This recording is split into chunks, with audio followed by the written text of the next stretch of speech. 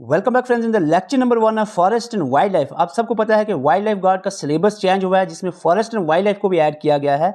हम इसकी classes start कर रहे हैं। लेक्चर नंबर 1 में हम types and distribution of forest discuss करेंगे, तो वीडियो में अंत तक बने रहिए। आपको बता दें इसके साथ कुछ और इंपॉर्टेंट टॉपिक्स भी जो कि एग्जाम के लिए इंपॉर्टेंट रह सकते हैं वो हम डिस्कस करेंगे। आज की वीडियो में, आज के लेक्चर में हम इन 3 टॉपिक्स को डिस्कस करेंगे। सबसे पहले types of forest on the basis of protection and on the basis of rainfall. उसके बाद बहुत ही important topic that is India state of forest report.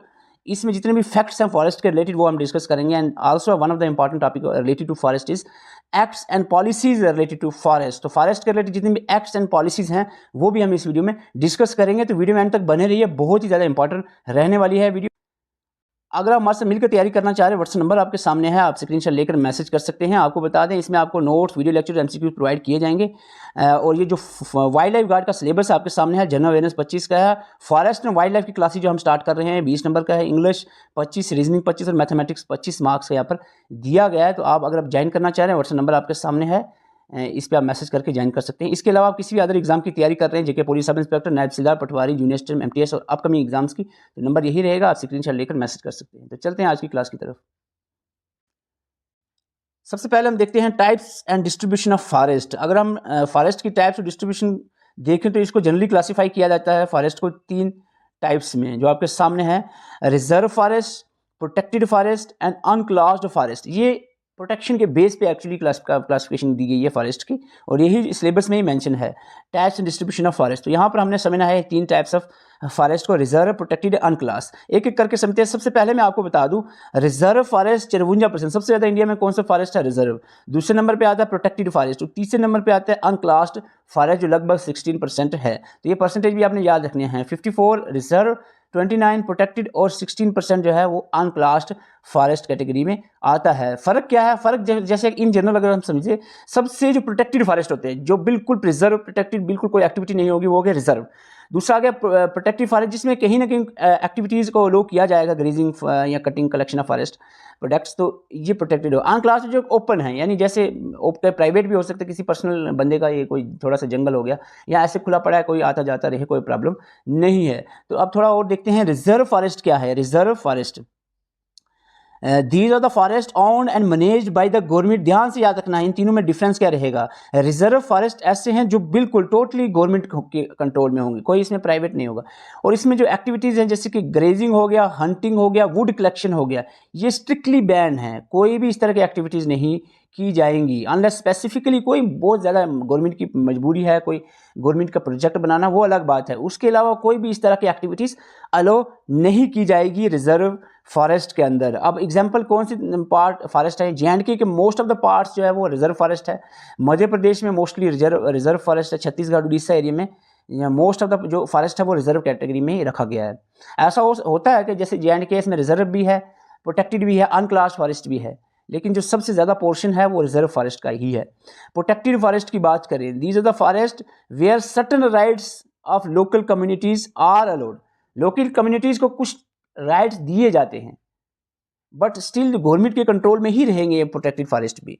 Reserve forest और प्रोटेक्टेड दोनों गवर्नमेंट कंट्रोल में है। रिजर्व में कोई एक्टिविटी अलो नहीं है, प्रोटेक्टेड में कुछ हद तक एक्टिविटीज़ अलो की जाएंगी। और जो अनक्लास्ड हैं ये गवर्नमेंट भी हो सकते हैं कंट्रोल में, इंडिविजुअल या प्राइवेट कंट्रोल में भी किसी पर्सन के भी हो सकता है ये फॉरेस्ट। ये हो गया अनक्लास्ड, ठीक है।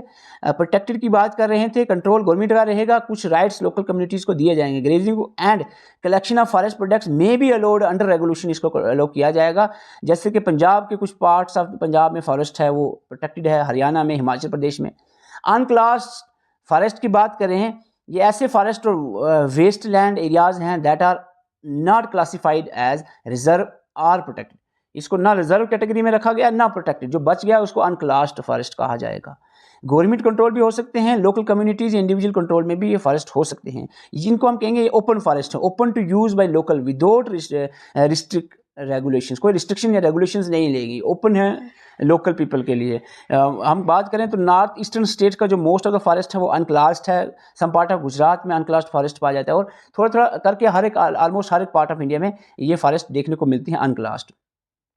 देखो एक और क्लासिफिकेशन मैं आपको कह रहा हूँ, हो सकता है ये पहला टॉपिक थोड़ा बोरिंग हो, लेकिन जब हम बात करेंगे जो फैक्ट्स अबाउट द फॉरेस्ट और उसके बाद जो एक्ट्स एंड पॉलिसीज़ की बात करेंगे, बहुत इंटरेस्टिंग रहेगा और एग्जाम में इंपॉर्टेंट भी वही रहेगा। थोड़ा सा आप ये सुन लो, इसके बाद हम आते हैं मेन टॉपिक पे।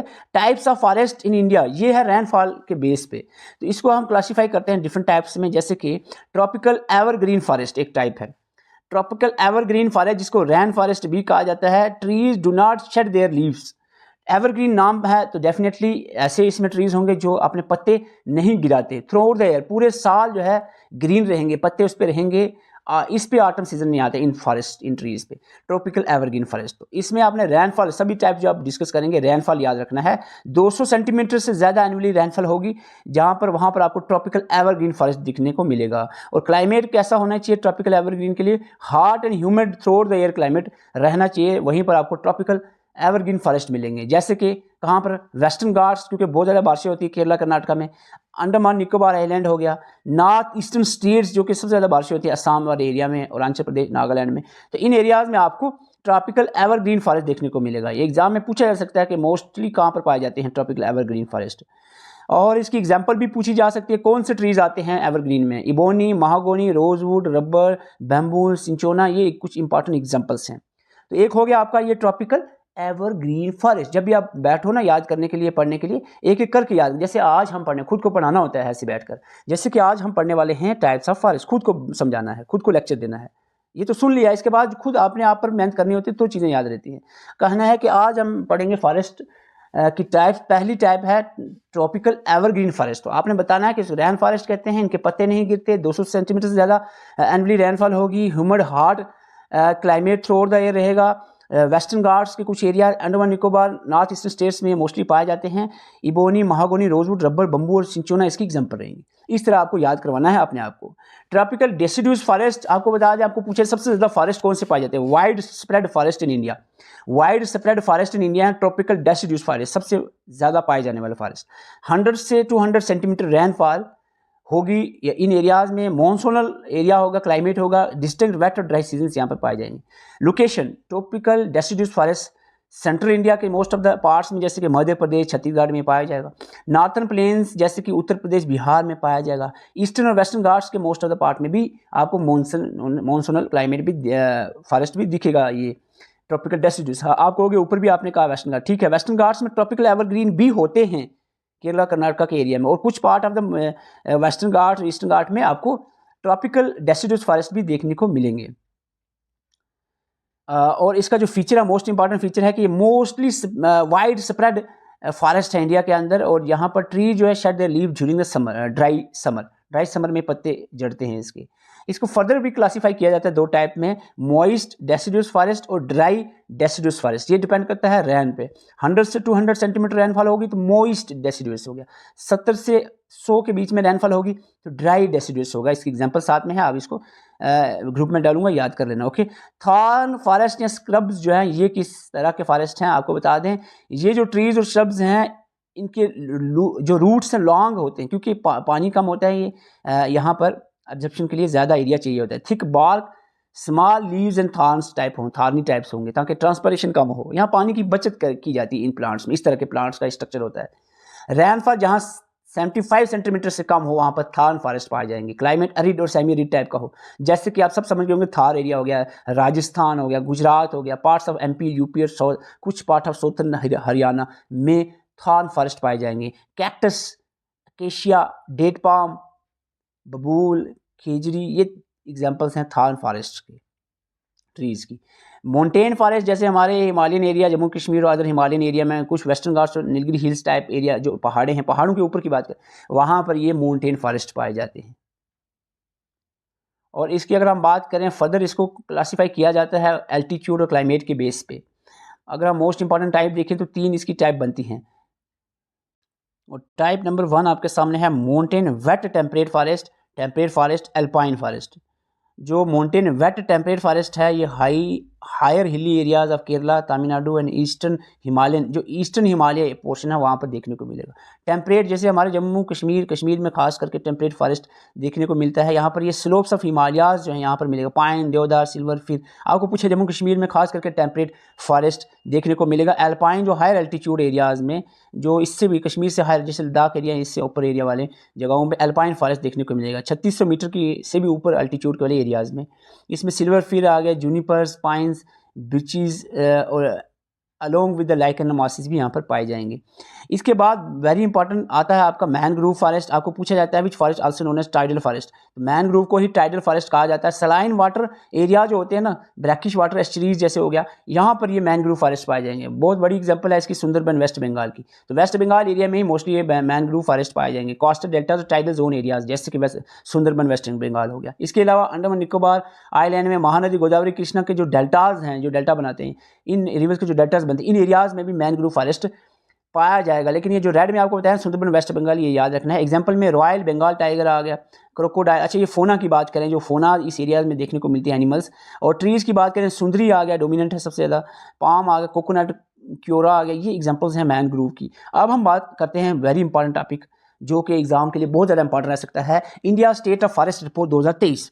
आपको बता दें, ये जो फॉरेस्ट रिपोर्ट है, India state and forest report, 2 साल बाद आती है। 2023 के दिसंबर में रिलीज़ हुई थी, अब 2025 में आएगी। अभी हम 23 की ही पढ़ेंगे क्योंकि 25 दिसंबर में आई नहीं अभी। तो इसके रिलेटेड जो फैक्ट्स हैं वो हम देखेंगे, ये बहुत ज़्यादा इंपॉर्टेंट रहने वाला है। आपको सबसे पहले बता दें, India state of forest report जो है ये कौन रिलीज़ करता है? Ministry of environment, forest and climate change. Ministry of environment, forest and climate change release करता है। और इसके जो यूनियन मिनिस्टर हैं अभी प्रेजेंटली कौन है? भूपिंदर यादव हैं, union minister of this India state of forest report.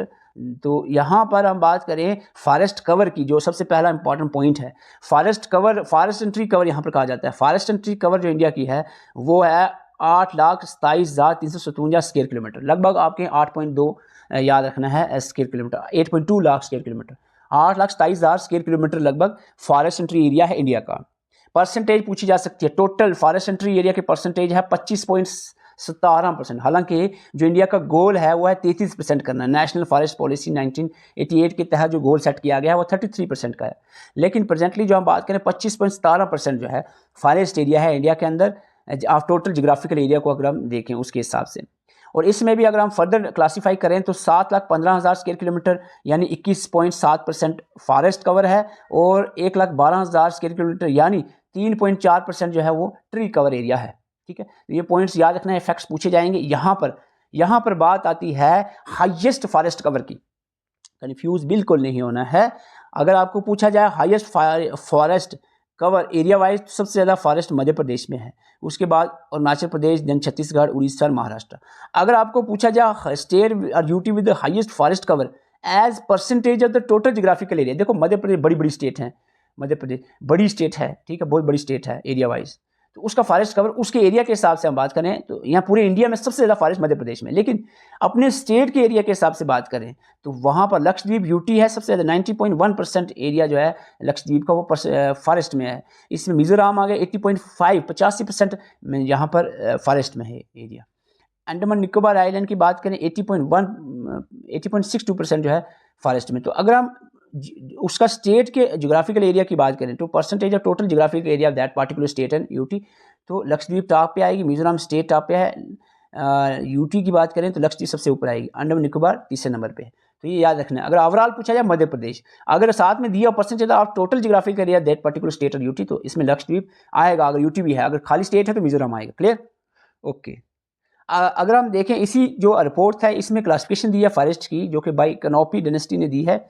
इसमें बताया गया है कि जो वेरी डेंस फॉरेस्ट, बहुत ज़्यादा घने फॉरेस्ट हैं, वो है 1.59, लगभग जो है 1.5% फॉरेस्ट। मॉडरेटली डेंस फॉरेस्ट जो है 9.33% है, और ओपन फॉरेस्ट यहाँ पर 10.79% है। स्क्रब यहाँ 1.42% पाया जाएगा। आगे बढ़ते हैं, यहाँ पर पॉलिसी पे आती है बात। पॉलिसी पे एग्जाम में क्वेश्चन बन सकता है। सबसे पहले हम बात करें मेजर एक्ट्स जो फॉरेस्ट के रिलेटेड या क्लाइमेट के अपने एनवायरनमेंट के रिलेटेड है। मेजर एक्ट इसमें सबसे पहले आता है India forest act, Indian forest act 1927। आपको डेट, आपको पूछा जाए कौन कौन से फॉरेस्ट है, एग्जैक्ट डेट क्या मैच करो, तो पहले Indian forest act 1927, wild life protection act 72, forest conservation act 1980, environmental protection act 1986, इसके बाद आता है आपका biological diversity act 2002, forest right act 2006। तो यहाँ पर हम थोड़ा सा देखते हैं, इंडिया फॉरेस्ट एक्ट 1927 में फॉरेस्ट को क्लासिफाई किया गया था 3 कैटेगरी में, reserved, protected and village forest. ये 3 तरह की कैटेगरी यहाँ पर बताई गई थी इंडिया फॉरेस्ट एक्ट 1927 में। और इसमें एक और चीज़ हुई थी, this act gave government control over forest produce products and regulation of forest use. जो फॉरेस्ट क्या प्रोड्यूस करेगी और उसको कैसे रेगुलर करना है उसका फॉरेस्ट यूज़ का, ये सारी चीज़ गवर्नमेंट के कंट्रोल में आ गई थी इस एक्ट के बाद, इंडिया फॉरेस्ट एक्ट 1927। इसके बाद आता है वाइल्ड लाइफ प्रोटेक्शन एक्ट 1972 का। This is also important. Wildlife protection act में प्रोवाइड किया गया legal protection to wildlife, birds and plants and created the protected areas. आपको पूछा जाए किस एक्ट के तहत नेशनल पार्क्स और वाइल्ड लाइफ सेंचुरीज बनी है, वाइल्ड लाइफ प्रोटेक्शन एक्ट 1972 के तहत बनी है। मोस्टली यहाँ पर डेट पूछी जाती है, आपको डेट किया वाइल्ड लाइफ प्रोटेक्शन एक्ट कब आया था, 72 में, 82 में, 85 में, 95 में, तो ये आपको पूछा जाता है, डेट्स याद रखनी है। 72 में वाइल्ड लाइफ प्रोटेक्शन एक्ट आया था, आपको बता दें national parks wild life sanctuaries इसमें बनाई गई थी। और इसके बाद प्रोहिबिट किया गया था hunting of endangered species. Endangered species की हंटिंग को बंद किया गया कब, वाइल्ड लाइफ प्रोटेक्शन एक्ट 1972 के तहत। Forest conservation act 1980 restricted the use of forest land for non forest purpose. This is very important. आपको पूछा जाए कि फॉरेस्ट कंजर्वेशन एक्ट 1980 के तहत क्या इंपॉर्टेंट चीज़ कहेगी, जो फॉरेस्ट लैंड है उसको नॉन फॉरेस्ट पर्पस के लिए यूज़ करना रोका गया, रिस्ट्रिक्ट किया गया इसको। और दूसरा था require the central government approval for diversion of forest land. अगर फॉरेस्ट लैंड को आप डाइवर्ट करना, कोई और चीज़ बनाना चाह रहे हैं, उसमें रोड ले जाना चाह रहे हैं कुछ भी, तो इसके लिए सेंट्रल गवर्नमेंट की अप्रूवल का ज़रूरत पड़ेगी।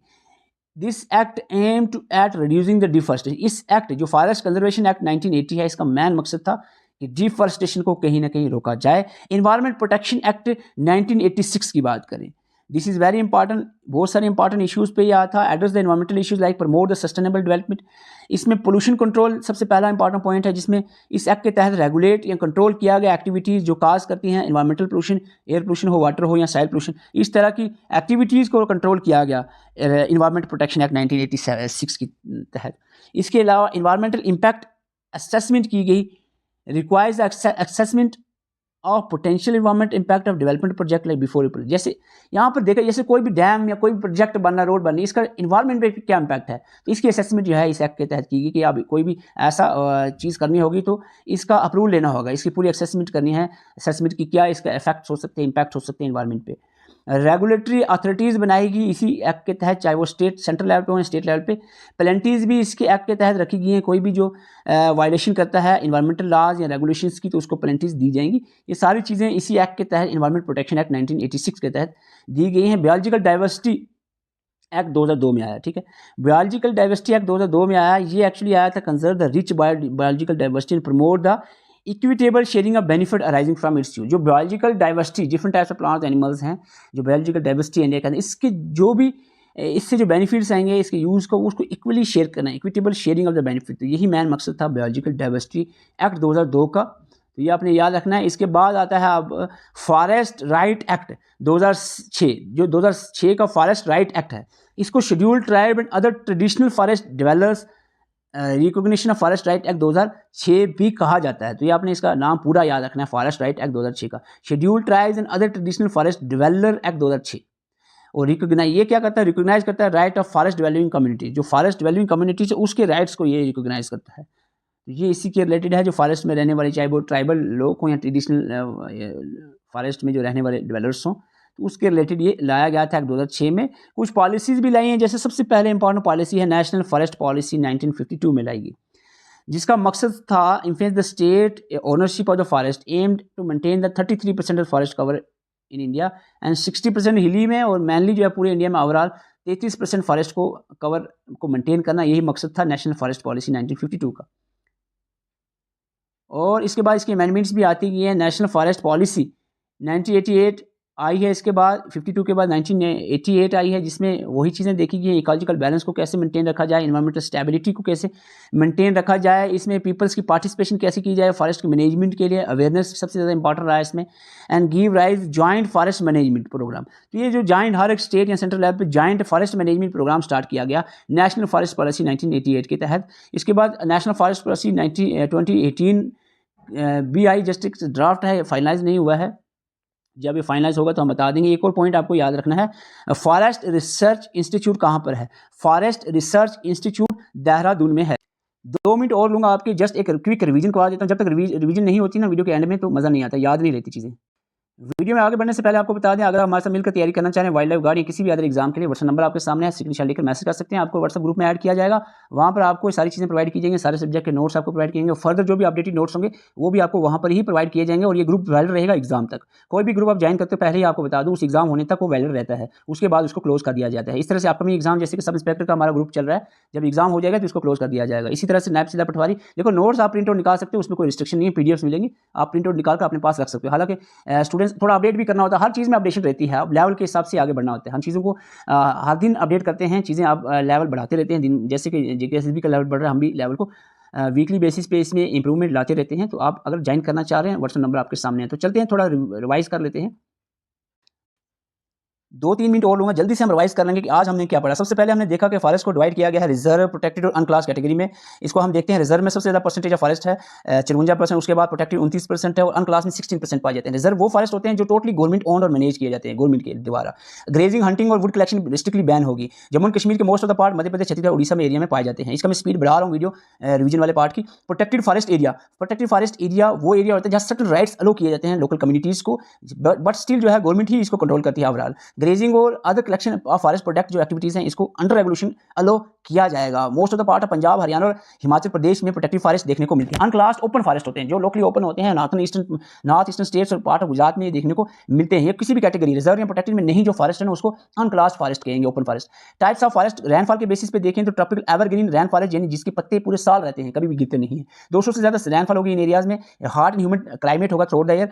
और कहाँ पर पाए जाते हैं? ट्रॉपिकल एवरग्रीन फॉरेस्ट आपको देखेंगे वेस्टर्न घाट्स, केरला और कर्नाटक एरिया में, अंडमान निकोबार आइलैंड जैसे कि north eastern state Assam, Arunachal Pradesh, Nagaland में। Common example ebony, mahogany, rosewood etcetera इसमें आएगा। Tropical deciduous forest, monsoon forest भी कहते हैं, इसके 100 से 200 सेंटीमीटर रेनफॉल होगी जिस एरिया में, वहाँ ये पाए जाएंगे। जैसे कि सेंट्रल इंडिया, मध्य प्रदेश, छत्तीसगढ़ हो गया, नॉर्थन प्लेन जैसे कि उत्तर प्रदेश, बिहार हो गया, ईस्टर्न वेस्टर्न घाट्स वाले एरिया में देखने को मिलेगा। सबसे ज़्यादा पाए जाने वाले फॉरेस्ट हैं इंडिया में, सबसे ज़्यादा ट्रॉपिकल डेसिड्यूज मॉनसून फॉरेस्ट ही होते हैं। इसको फर्दर मॉइस्ट डेसिड्यूज और ड्राई डेसिड्यूज रेनफॉल की बेस पे क्लासीफाई किया जाता है। थान फॉरेस्ट, जिसमें बहुत कम बारिश हो, 75 सेंटीमीटर से कम बारिश होगी तो वहाँ पर थान फॉरेस्ट स्क्रब पाए जाएंगे। क्लाइमेट यहाँ का एरिड और सेमी एरिड ही होगा। Rajasthan, part of Gujarat, MP, UP और सौथर्न हिमालय के मोस्ट ऑफ द पार्ट में पाया जाएगा।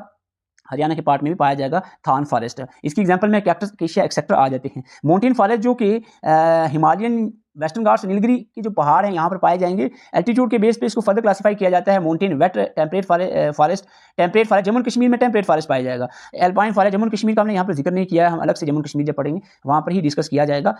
मैंग्रोव फॉरेस्ट की बात करें, इसको टाइडल फॉरेस्ट भी कहते हैं। ये ग्रो होते हैं साल्ट वाटर और ब्लैकिश एस्चुरी जो एरियाज है यहाँ पर। सुंदरबन वेस्ट बंगाल की सबसे पॉपुलर एग्जाम्पल है। इसके अलावा अंडमान निकोबार आइलैंड, महानदी, गोदावरी और कृष्णा जो रिवर्स हैं, इनके डेल्टाज एरियाज है जहाँ डेल्टा बनाते हैं, यहाँ पर भी मैनग्रोव फॉरेस्ट पाया जाएगा। सुंदरी इसकी मोस्ट इंपॉर्टेंट एग्जांपल है। इसके बाद हमने बात की थी India state of forest report 2023। Next report दिसंबर 2025 में आएगी, और इस रिपोर्ट को release ministry of environment, forest and climate के द्वारा किया जाता है, और इसके जो मिनिस्टर हैं भूपेंद्र यादव हैं। अगर इसमें कोई बोलने में एरर या कोई गलती होती है, मैं नोट्स में अपडेट करके ग्रुप में डाल देता हूँ उसको। आप जब मैं ग्रुप में डालूंगा ना नोट्स, तो ये पूरे इसमें कोई भी बोलने में गलती या मिस टाइप होगा वो करेक्शन करके डालते हैं हम, ठीक है। इस पर पूरी सर्च करके चीज़ें होती हैं। फॉरेस्ट कवर की बात करें तो 8.2 लाख स्क्वायर किलोमीटर इंडिया का फॉरेस्ट, जो कि अप्रॉक्सीमेट 25% एरिया कवर कर रहे हैं, जियोग्राफिकल एरिया इंडिया का। स्टेट में सबसे ज़्यादा मध्य प्रदेश में फॉरेस्ट पाया जाता है। अगर हम उस स्टेट या यूटी की पार्टिकुलर जियोग्राफिकल एरिया के हिसाब से देखें तो लक्षद्वीप टॉप पे है, उसके बाद मिजोरम आता है। और इसके बाद हम बात करें important acts, forest acts and policies में सबसे पहले इंडिया फॉरेस्ट एक्ट 1927 आता है, जिसमें फॉरेस्ट को रिजर्व, प्रोटेक्टिव, विलेज फॉरेस्ट में क्लासिफाई किया गया और गवर्नमेंट को कंट्रोल किया गया कि फॉरेस्ट कैसे प्रोड्यूस करना है, रेगुलेट कैसे करना है उसके यूज को। वाइल्ड लाइफ प्रोटेक्शन एक्ट जो 1972 में आया, डेट्स याद रखनी है। इसमें सबसे इंपॉर्टेंट चीज़ है कि इसको प्रोटेक्टेड एरियाज बनाएंगे, जैसे कि national park, wild life sanctuary को क्रिएट किया गया, और इंडेंजर्ड स्पीशीज की हंटिंग को प्रोहिबिट किया गया। फॉरेस्ट कंजर्वेशन एक्ट 1980 में रिस्ट्रिक्ट किया गया फॉरेस्ट लैंड को नॉन फॉरेस्ट पर्पस के लिए। अगर करना है यूज तो इसको सेंट्रल गवर्नमेंट का अप्रूवल रिक्वायर होगा और इसका मकसद था कि डिफॉरेस्टेशन को रोका जाए। किसका मकसद? फॉरेस्ट कंजर्वेशन एक्ट 1980 का। एनवायरमेंटल प्रोटेक्शन एक्ट में बहुत सारी चीजें हैं, जैसे कि पोल्यूशन कंट्रोल पे रेगुलेट किया, कंट्रोल एक्टिविटीज रेगुलेशन लाया गया, जैसे कैसे रेगुलेटर कंट्रोल किया जाएगा उन चीजों को जो पोल्यूशन काज करती है, एनवायरमेंटल पोल्यूशन, जैसे एयर वाटर और सॉइल पोल्यूशन काज करती है। एनवायरमेंटल इंपैक्ट असेसमेंट प्रोसेस लाया गया कि क्या इंपैक्ट रहेगा डेवलपमेंट प्रोजेक्ट का एनवायरमेंट के ऊपर, उसको असेस किया जाए, फिर उसका अप्रूवल लिया जाए। रेगुलेटरी एक्टिविटीज और पेनल्टी ऑफेंसेस, ये सारी चीजें लाएगी, कोई भी वायलेशन करता है पेनल्टीज क्या रहेंगी। बायोलॉजिकल डाइवर्सिटी एक्ट 2002 में कहा गया कि इक्वलिटी ऑफ शेयरिंग बेनिफिट होगा, जो भी बायोलॉजिकल डाइवर्सिटी की यूज से पैसा आता है या कोई भी आती चीजें आती है उसकी इक्वलिटी शेयर किया जाए। फॉरेस्ट राइट एक्ट 2006 को scheduled tribe and other tribal forest developer act भी कहा जाता है। ये स्पेशली लाया गया था to recognize the right of forest developer communities. इसके अलावा कुछ पॉलिसीज लाई गई हैं फॉरेस्ट के related. National policy forest policy 1952 में सबसे पहले आई। इसमें एक टारगेट सेट किया गया 33% फॉरेस्ट को मेंटेन करना है इंडिया में, हालांकि 25% है अभी। नेशनल फॉरेस्ट पॉलिसी 1988 में भी लाएगी, जिसमें कहा गया कि जॉइंट फॉरेस्ट मैनेजमेंट प्रोग्राम चलाया जाए।